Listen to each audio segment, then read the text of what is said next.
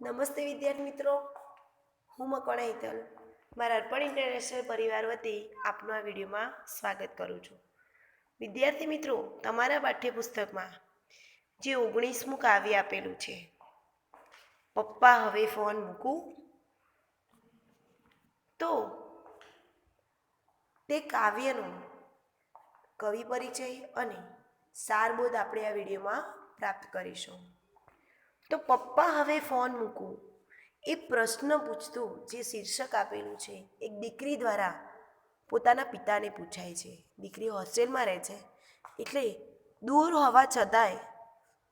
હોવા છતાંય બાળકનું એટલે કે દીકરીનું પોતાના માતા પિતા માટે જે વહાલ છે, જે હૃદયની લાગણીઓ છે, જે ચિંતા છે, તેનો કવિ શ્રી મનોહર ત્રિવેદીએ ખૂબ જ હૃદયસ્પર્શક વર્ણન કરેલું છે.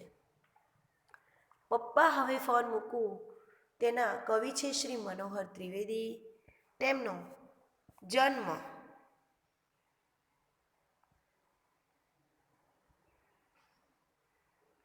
મનોહર ત્રિવેદીનો જન્મ 4/4/1944 થયેલો છે. અમરેલી જિલ્લાના હિરાણા ગામમાં મનોહર ત્રિવેદીનો જન્મ અમરેલી જિલ્લાના હિરાણા ગામમાં થયેલો છે. તો વિદ્યાર્થી મિત્રો, મનોહર ત્રિવેદી એ તેમના વેડા કાવ્ય સંગ્રહમાંથી આ ગીત લીધેલું છે. તો પપ્પા હવે હું ફોન મૂકું ગીતના કવિ છે શ્રી મનોહર ત્રિવેદી. સાહિત્ય પ્રકાર છે ગીત પ્રકાર અને સંગ્રહ છે વેડા કાવ્ય સંગ્રહમાંથી લેવામાં આવેલ છે. મનોહર ત્રિવેદી છે, તેમનો જન્મ અમરેલી જિલ્લાના હિરાણા ગામમાં થયો હતો અને જીવનભર તેમને એક ઉત્તમ શિક્ષક તરીકે કાર્ય કર્યું છે. જો મનોહર ત્રિવેદી એક શિક્ષક હતા અને સાથે તેમને એક કવિ તરીકે રચનાઓ કરી છે. મોં સૂજણું, ફૂલની નૌકા લઈને, છુટ્ટી મૂકી વીજ, આપોઆપ, વેડા તેમના કાવ્ય સંગ્રહો છે. મનોહર ત્રિવેદીના કાવ્ય સંગ્રહ કયા છે? મોં સૂજણું, ફૂલની નૌકા લઈને, છુટ્ટી મૂકી વીજ, આપોઆપ અને વેડા એ તેમના કાવ્ય સંગ્રહો છે. નથી ગજવામાં ગામ, નાતો એ તેમની નવલિકા સંગ્રહો છે. નવલિકા એટલે શું? તો નવલિકા એટલે ટૂંકી વાર્તા. તો નથી ગજવામાં ગામ અને નાતો તેમની નવલિકા સંગ્રહો છે. છૂટી મૂકી વીજ, આપોઆપ, વેડા, ફૂલની નૌકા, મોં સૂજણું એ શું છે? કાવ્ય સંગ્રહો છે. જ્યારે ગજવામાં ગામ, નાતો એ તેમની નવલિકા સંગ્રહો છે.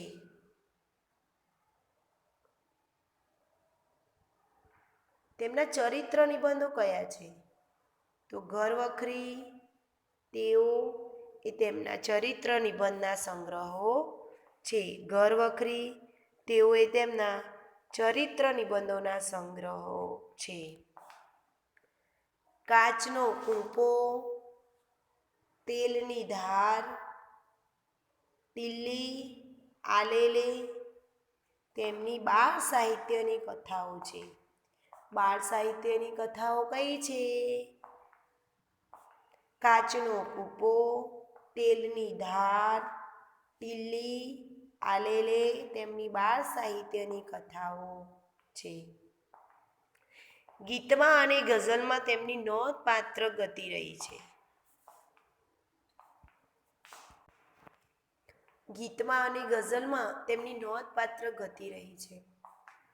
તો સ્ટુડન્ટ, તમે જોયું પહેલા ફકરામાં કે તેમનો જન્મ ક્યાં થયો છે, તેમની ઉત્તમ કૃતિઓ કઈ છે, સંગ્રહ કયા છે. હવે આપણે આ કાવ્યનો સારબોધ સમજીશું કે આ કાવ્યમાં શું કહેવા માંગે છે, વિષય વસ્તુ શું છે. તો હોસ્ટેલમાં રહેતી દીકરી પપ્પાને ફોન કરીને ગોઠડી માંડે છે. એ પ્રસંગ સહજ રીતે કવિએ આ ગીતમાં મૂક્યો છે. હવે ગોઠડી માંડવું એટલે શું?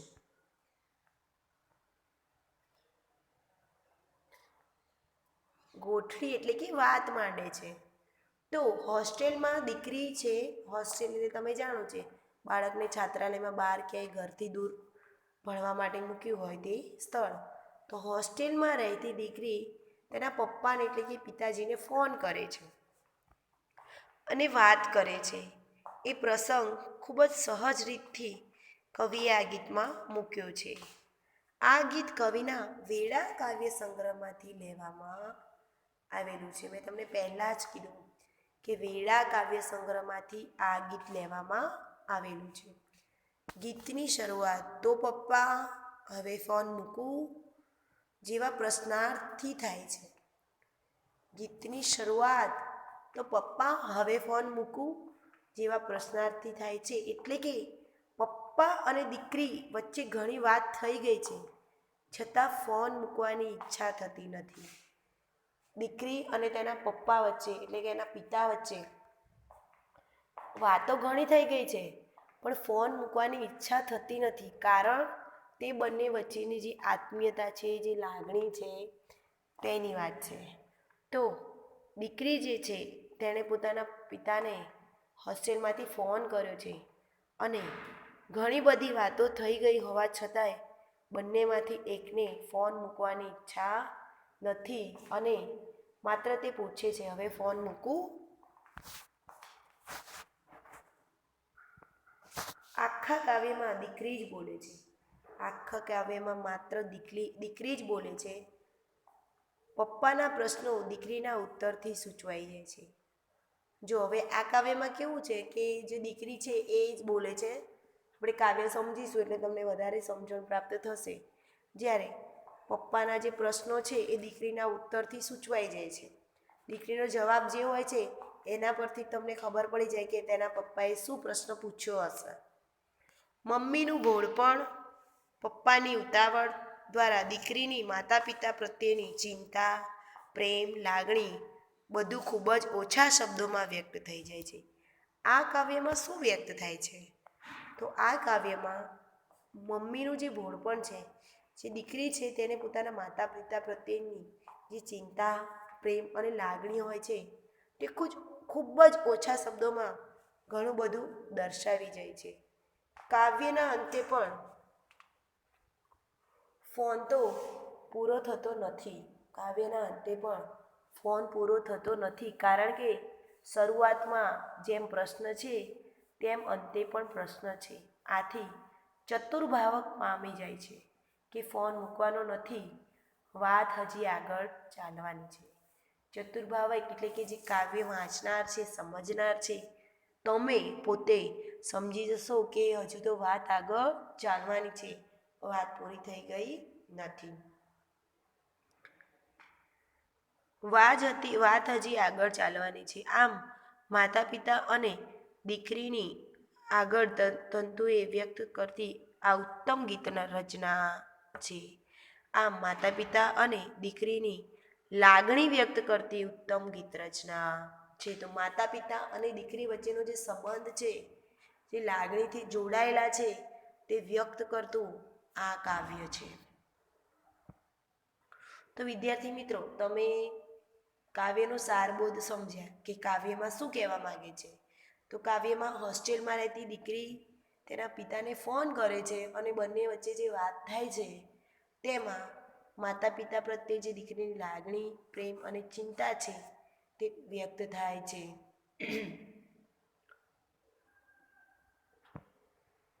હવે આપણે કાવ્યનું કાવ્યગાન કરીશું.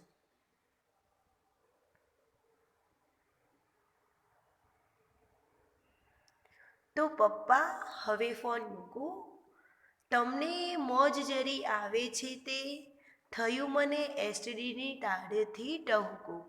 તમને મોજ જરી આવે છે તે થયું મને એસટીડીની દાળથી ટહુકું. હોસ્ટેલને તો ફાવે છે, જેમ કે કાંટામાં સચવાતું ફૂલ. હોસ્ટેલ તો ફાવે છે, જેમ કે કાંટામાં સૂચવાતું ફૂલ. તોય એ તો ઉઘડે છે, રંગભર્યું મહેકે છે, ડાળખીમાં કરે છે ઝૂલાઝૂલ. તોય એ તો ઉઘડે છે, રંગભર્યું મહેકે છે, ડાળખીમાં કરે છે ઝૂલાઝૂલ. ફાગણના લીલા કુંજારા કોઈ, ઝાડવાનું પાન એમ થાય નહીં સૂકું. ઝાડવાનું પાન એમ થાય નહીં સૂકું. મમ્મી બા જલસામાં, બાજુમાં ઊભી છે નાના તો વાસણ છો માંજતી. કેજો આ દીકરીએ તારા, સૌ સપનાઓ રાત પડે નિંદરમાં આંજતી. કેજો આ દીકરીએ તારા, સૌ સપનાઓ રાત પડે નિંદરમાં આંજતી.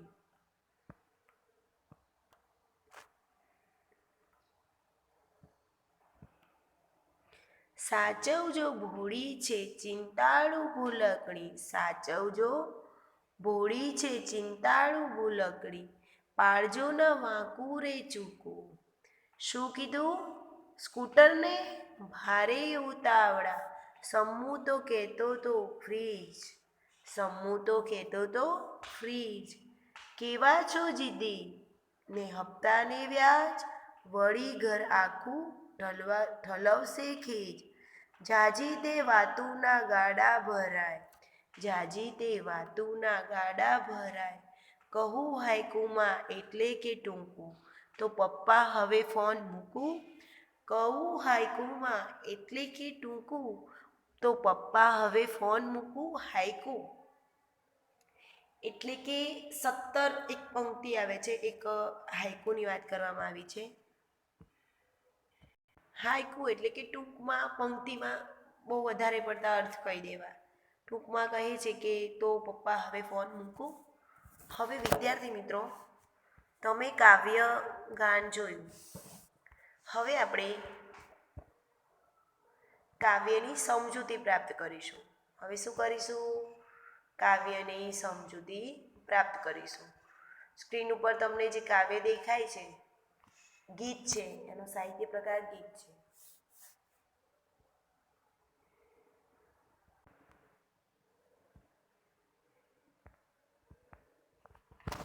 તો પપ્પા હવે ફોન મૂકું. કાવ્યની જે શરૂઆત છે, જે પ્રથમ પંક્તિ છે, એ જુઓ તમે. પ્રથમ પંક્તિમાં પૂછ્યું છે કે તો પપ્પા હવે ફોન મૂકું એટલે કે રજા માંગે છે. શરૂઆતથી જ દર્શાવવામાં આવ્યું છે, મેં તમને સમજાવ્યું કે શરૂઆતથી જ ફોન કરવાનું પૂછે છે, ફોન મૂકવાનું પૂછે છે, કારણ કે પપ્પા અને દીકરી વચ્ચે ઘણી વાત થઈ ગઈ છે, છતાં ફોન મૂકવાની ઈચ્છા થતી નથી. તમને મોજ જરી આવે છે તે થયું મને એસટીડીની દાળથી ટહુકું. જો હવે પ્રથમ પંક્તિ જે છે તેમાં દીકરી દ્વારા પપ્પાને કયો પ્રશ્ન પૂછવામાં આવે છે? દીકરી દ્વારા પપ્પાને ફોન મૂકું એવો પ્રશ્ન પૂછવામાં આવે છે. તમને મોજથી જરી આવે તે થયું મને એસટીડીની દાળથી ટહુકું. તમને એટલે કે પિતાજીને, પપ્પા તમને આનંદ આવે છે, વાત કરવામાં આનંદ આવે છે, માટે મને થયું કે એસટીડી જે ટેલિફોન છે, એસટીડી એટલે કે જે ફોન છે ત્યાંથી હું તમને ફોન કરી અને ફોનમાં ટહુકું, એટલે કે ફોનમાં જે મારો અવાજ આવે છે. એસટીડીને શું કહી છે? વૃક્ષની એક ડાળી ગઈ છે, અને ડાળી પર બેસી કોયલ જેમ ટહુકે છે, ટહુકારો કરે છે, તેમ ફોનમાંથી હું બોલું અને એ મારો અવાજ તમને કોયલના ટહુકા જેવો લાગે. એવું મને થયું કે હું પણ કોયલ થઈ ટહુકું તો દીકરી ક્યાંથી ટહુકવાની વાત કરે છે? તો દીકરી એસટીડીની દાળથી ટહુકવાની વાત કરે છે, અથવા એસટીડીમાંથી ફોન કરી અને ટહુકવાની વાત કરે છે.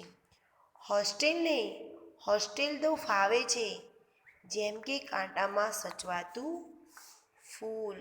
કાંટો એટલે કે કંટક, ફૂલ એટલે પુષ્પ. હોસ્ટેલ એટલે તમને ખબર છે કે બહાર ભણવા જતા હોય જે છાત્રાલયો, જેમાં વિદ્યાર્થીને રહેવા જમવાની સગવડ હોય, ત્યાં જ રહેવાનું, અપડાઉન નહીં કરવાનું. તો શું કહે છે કે હોસ્ટેલ તો ફાવે છે, એટલે કે અહીંયા પ્રશ્ન નીકળે છે. તેના પિતાએ, જો મેં તમને પહેલાં જ કીધું, સમજણ આપી કે એક દીકરી જ બોલે છે, ખાલી દીકરીના જ સંવાદો રજૂ થયા છે કે ગીતમાં, ત્યારે તમે એ સંવાદો પરથી તમને અંદાજ આવી જશે કે તેના પિતાએ શું પ્રશ્ન પૂછ્યો છે. તો તેના પિતા અહીંયા પ્રશ્ન પૂછતા હશે કે હોસ્ટેલમાં તને ફાવે છે?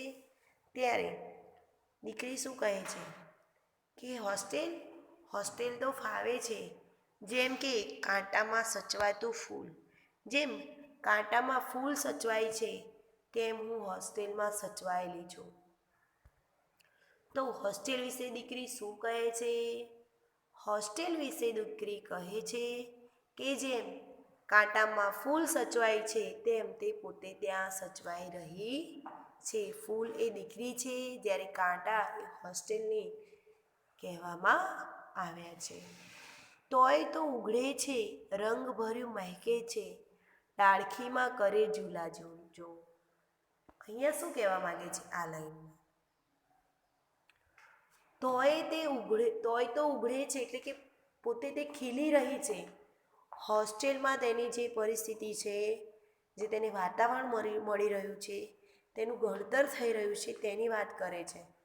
તો અહીં કહે છે કે પોતે તે ખીલી રહી છે, રંગ ભર્યું તે એક ફૂલ છે. ફૂલ સાથે પોતાની જાતને સરખાવે છે અને કહે છે તે ઉઘડે છે, રંગ ભરી મહેકે છે, ડાળખીમાં કરે ઝૂલાઝૂલ. ડાળખી જે છે તેમાં ઝૂલાઝૂલ, એટલે કે હોસ્ટેલમાં તે ખૂબ જ આનંદથી રહે છે. હોસ્ટેલ વિશે દીકરી કહે છે કે જેમ પ્રશ્ન પૂછે, 2-3 વાક્યમાં નીકળે તો એવું તમારે લખવાનું.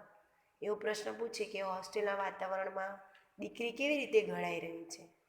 તો હોસ્ટેલમાં દીકરી જેમ કાંટામાં ફૂલ સચવાતું હોય તેમ સચવાઈ રહી છે, અને ફૂલની જેમ ખીલે છે અને રંગથી મહેકી ઉઠી છે, અને ત્યાં ખૂબ જ આનંદથી રહે છે. ફાગણના લીલા કુંજાર, કોઈ ઝાડવાનું પાન એમ થાય નહીં સૂકું. જો ફાગણ જે મહિનો છે,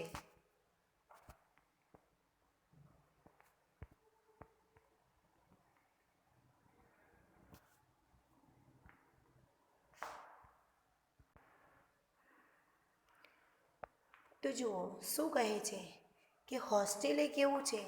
તો કાંટામાં સચવાતું જેમ ફૂલ સચવાય છે, તેમ દીકરી હોસ્ટેલમાં સચવાઈ છે. તોય ઉઘડે છે, રંગ ભર્યું મહેકે છે. તોય ઉઘડે છે, રંગ ભર્યું મહેકે છે, ડાળખીમાં ઝૂલે છે. જો પોતાની જાતને ફૂલ સાથે સરખાવે છે, અને હોસ્ટેલને શું કહે છે? કાંટા જેવું કહે છે. પણ કેવું? પોતાનું રક્ષણ કરે છે, પોતાનું ઘડતર કરે છે તેવું. તો શું કહે છે કે ડાળખીમાં કરે ઝૂલાઝૂલ. તો કહે છે કે જેમ કાંટામાં સચવાતું ફૂલ હોય છે, તેમ તે પોતે હોસ્ટેલમાં સચવાયેલી છે. પોતે ઉઘડે છે, એટલે કે ખીલી રહી છે, પોતાની અંદરની શક્તિઓ બહાર લાવી રહી છે, મહેકે છે, પ્રફુલ્લિત છે, અને હોસ્ટેલમાં આનંદથી રહે છે. તેવું આ પંક્તિ દ્વારા તે હોસ્ટેલ વિશે કહેવા માગે છે. તમારે 2-3 વાક્યના પ્રશ્નના જવાબમાં ઉત્તર લખવાનો રહેશે.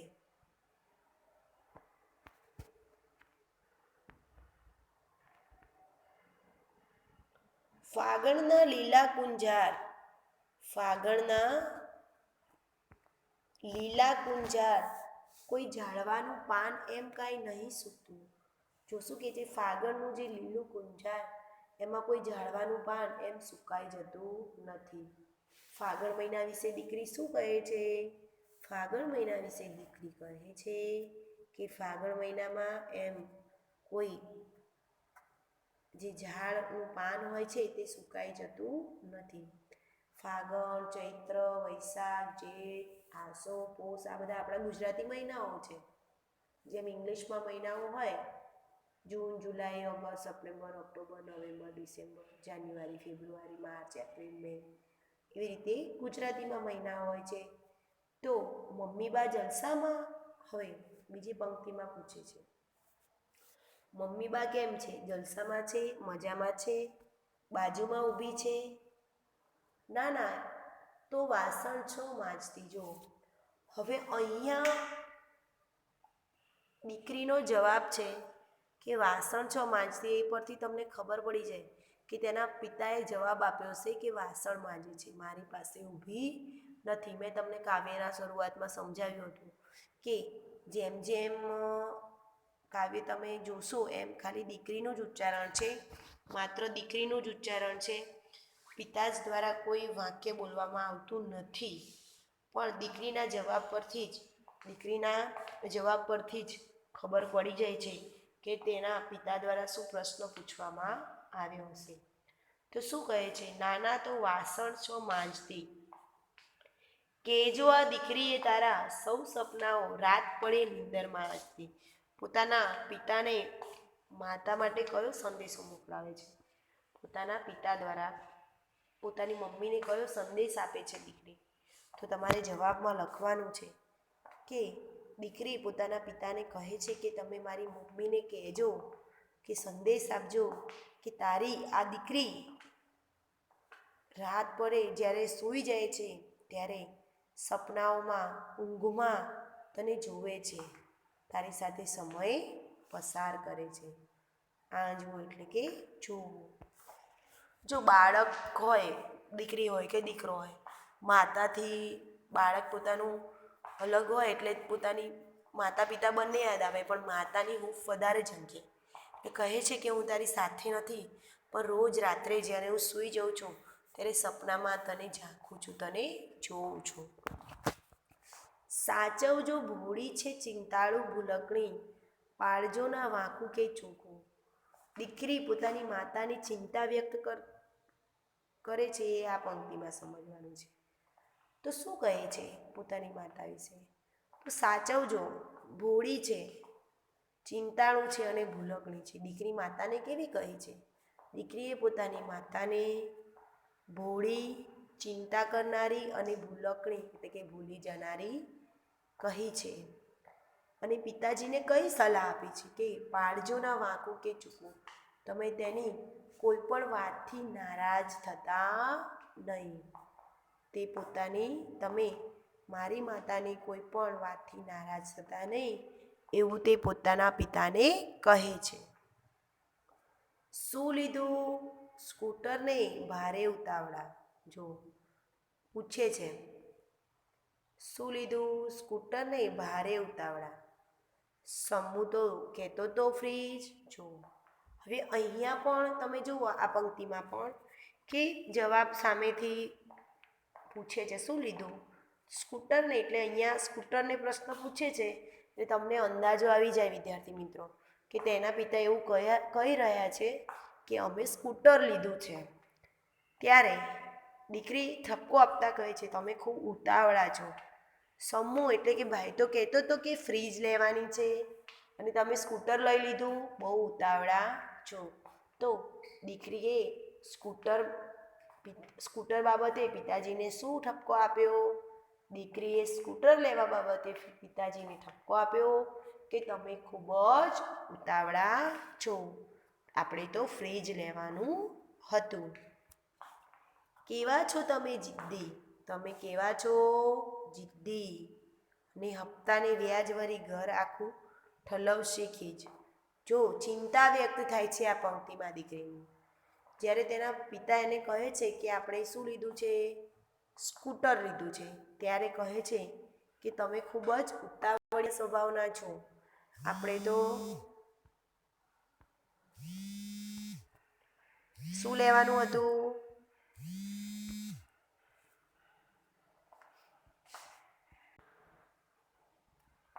આપણે તો શું લેવાનું હતું? આપણે તો ફ્રીજ લેવાનું હતું. તમે તો ભારે ઉતાવળ્યા છો એવું કહે છે. કેવા છો જિદ્દી અને હપ્તાને વ્યાજ વાળી વાતમાં દીકરીની ચિંતા વ્યક્ત થાય છે. ઘર આખું ખીજવશે. શું કહે છે? ઘર આખું ખીજાશે એટલે કે તમારી પર ગુસ્સો કરશે એવું દીકરી પોતાની પિતાની ચિંતા વ્યક્ત કરે છે. તો સ્કૂટર વિશે દીકરી પિતાને ઠપકો આપે છે કે તમે જિદ્દી છો, ખૂબ જ ઉતાવળા છો અને સ્કૂટર તો લો પણ તેના હપ્તા અને વ્યાજ આર્થિક બાબતે પણ તે પોતાના માતા પિતાની ચિંતા કરે છે. જાજી તે વાતુના ગાડા ભરાય. જાજી વાતુના શું થાય? ગાડા ભરાય એટલે કે વાતો તો એટલી છે કે આખા ગાડા ભરાઈ જાય તોય પતે તેમ નથી. દીકરી શેના ગાડા ભરાવાનું કહે છે? દીકરી જાજી વાતોના ગાડા ભરાવાનું કહે છે. કહું હાઈકુમાં એટલું કે ટૂંકું તો પપ્પા હવે ફોન મૂકું. હાઈકુમાં કહે છે એટલે કે ટૂંકાણમાં તમને કહું કે પપ્પા હવે હું ફોન મૂકું.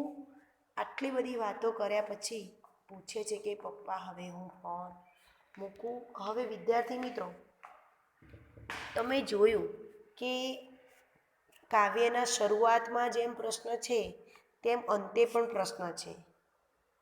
તમે સમજી ગયા છો કે ફોન હજુ મૂકશે નહીં, હજુ વાત આગળ ચાલવાની છે. પણ આ કાવ્યમાં માતા પિતા અને દીકરીની લાગણીને જે તંતુ છે તે વ્યક્ત કરતું ખૂબ જ ઉત્તમ ગીત રચના શ્રી મનોહર ત્રિવેદીની છે. તો તમે અહીંયા જોયું કે કાવ્ય કેટલું રસપ્રદ છે. માતા પિતા અને દીકરી વચ્ચેની લાગણીનું જે તંતુ છે તે.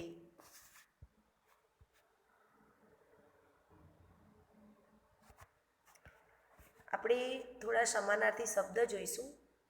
તમને અંદાજો હોય જ પણ છતાંય આપણે એક વખત જોઈ લઈશું. મોજ. મોજ શબ્દનો અર્થ શું થાય? આનંદ. એસટીડી સબસ્ક્રાઈબર ટ્રંક ડાયલિંગ એટલે કે અહીં ટેલિફોન બૂથ પર જઈને ફોન કરવાની વ્યવસ્થા. હોસ્ટેલ. હોસ્ટેલ એટલે છાત્રાલય. ઉઘડવું એટલે કે ખીલવું, પ્રફુલ્લ થવું.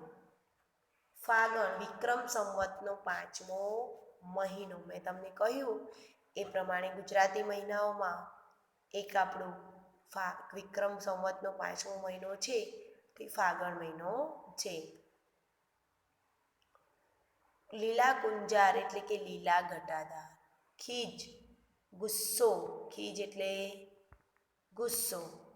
આંજવું આંખમાં કાજળ લગાવવું. અહીં આંખમાં સમાવી લેવું અથવા જોવું એવો અર્થ આપણે લેવાનો છે. ઉઘડવું કરમાવું.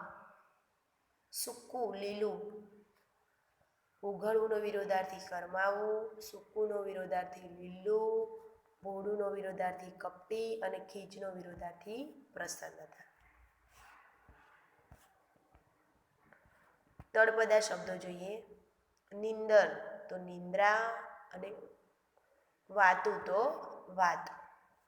વાતોના ગાડા ભરવા, અતિશય વાતો કરવી રૂઢિપ્રયોગ છે.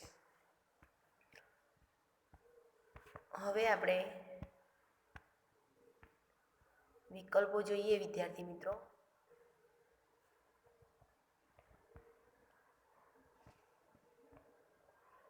દીકરી હોસ્ટેલમાં કેવી લાગે છે? ફૂલ જેવી, કાંટા જેવી, ડાળખી જેવી કે કલરવ જેવી? શું આવશે? ફૂલ જેવી. બીજું, દીકરીના મતે માતા માટે કઈ બાબત લાગુ નથી પડતી? ચિંતાતુર, ભૂલકણી, ભોળી કે જિદ્દી? જિદ્દી. ઝાઝી વાતોના ગાડા ભરાય દ્વારા શું કહેવામાં આવે છે? બધી વાતો ગાડામાં બેસીને કરવાનું કહે છે, લાંબી લાંબી વાતો કરવાનું કહે છે, કે વાતો તો ખૂબ કરવી છે, ટૂંકમાં કહીને જ બધું સમજાવવા માંગે છે, કે ગાડા ભરાય તેટલી વાતો કરવા માંગે છે. ડી આવશે.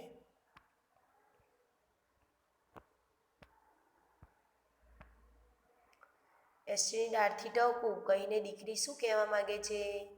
વૃક્ષથી દાળના બદલે એસટીની દાળ ભૂલથી જ બોલાઈ ગયું છે. ફોનમાં કોયલના ટવકાની રિંગટોન વાગે છે. અહીંયા ડી આવશે. પિતાજી સાથે મીઠી મીઠી વાતો કરવા માંગે છે. વિદ્યાર્થી મિત્રો, તમે આ કાવ્યની પૂર્ણ સમજૂતી પ્રાપ્ત કરી. એક જ વિડીયોમાં મેં તમને કાવ્ય સમજાવ્યું છે. ટૂંકું છે કાવ્ય, માટે આપણે સરળતાથી સમજી લીધું છે અને પ્રશ્નોના જવાબ પણ તમને આના આવડવા જોઈએ.